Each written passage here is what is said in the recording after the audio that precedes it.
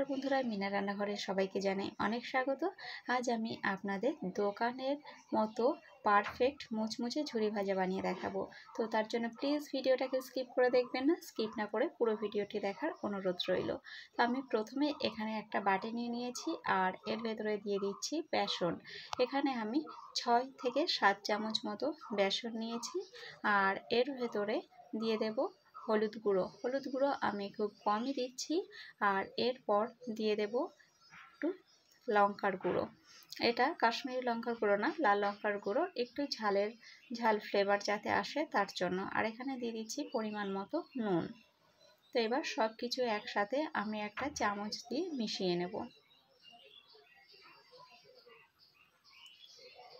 তো ভালো করে মেশানো হয়ে গেলে এরপর আমি একটু একটু করে জল দিচ্ছি আর ভালো করে মিশিয়ে নিচ্ছি। ব্যাটারটা খুব বেশি পাতলাও করব না, আবার একদম গাঢ়ও করব না। তো আমি এই পুরো ডোটা চামচের সাহায্যেই মাখাচ্ছি, আপনারা চাইলে হাত দিয়েও এটা ভালো করে মাখাতে পারেন। দেখুন আমি চামচ দিয়ে ভালো করে এটা মাখিয়ে নিলাম। আর এটা খুব বেশি আমি পাতলা করিনি, একবারে ঘনও করিনি। আমি গ্যাসটা অন করে কড়াই বসিয়ে দিয়েছি আর কড়াইটাও গরম হয়ে গেছে। এবার দিয়ে দিচ্ছি সাদা তেল।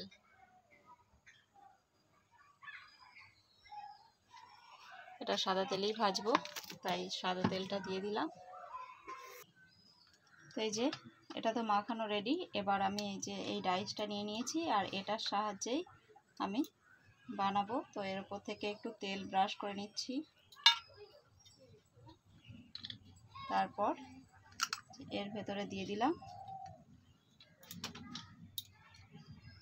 দিয়ে এবার এই ব্যাটারটা এর মধ্যে দিয়ে দেবো।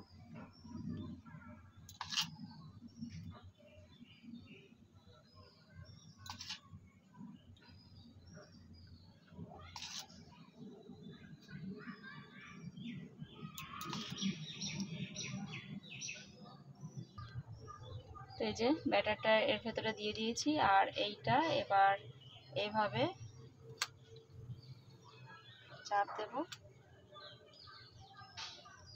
দুটো আঙুল এর ওপরে দিয়ে এবার এভাবে প্রেস করব। তো তেলের ওপর থেকে এভাবে চারদিকে ঘুরিয়ে ঘুরিয়েই কিন্তু এটা দিতে হবে, কারণ এক জায়গায় রেখে যদি বেশি চাপ দেওয়া হয় তাহলে কিন্তু এক জায়গায় অনেকটা বেশি ব্যাটার পড়ে যাবে, সেক্ষেত্রে ভালো হবে না ঝুরি ভাজাগুলো। তো এভাবেই আমি, আর এই পর্যায়ে গ্যাসের ফ্লেমটা একটু কম করে রেখেছিলাম, তো এবার একটুখানি বাড়িয়ে দিলাম।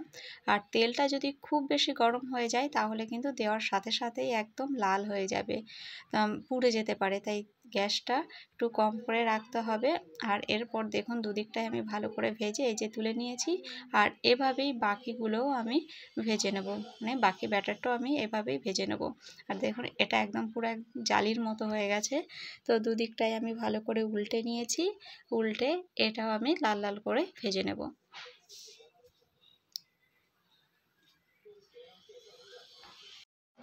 তো দেখুন কতটা মুচমুচে হয়েছে। আর এই যে জয়েন্টগুলো আমি ভেঙে দিচ্ছি।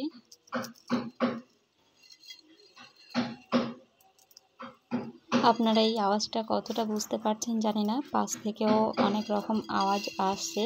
তো আপনারা একটু মানিয়ে নেবেন, কারণ আমি ভিডিও করার সময় অনেক রকম আওয়াজ আসে।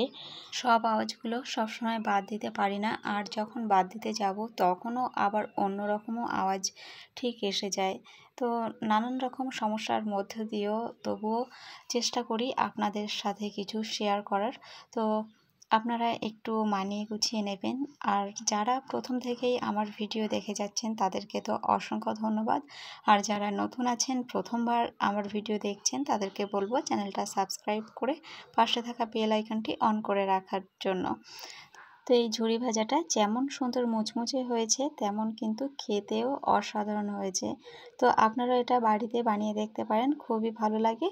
তো আজকের মতো ভিডিওটা আমি এখানেই শেষ করব। দেখা হচ্ছে পরের নতুন কোনো ভিডিওর সাথে। ততক্ষণ সবাই ভালো থাকবেন, সুস্থ থাকবেন, আর অবশ্যই কমেন্ট করে জানাবেন আপনাদের কেমন লাগলো।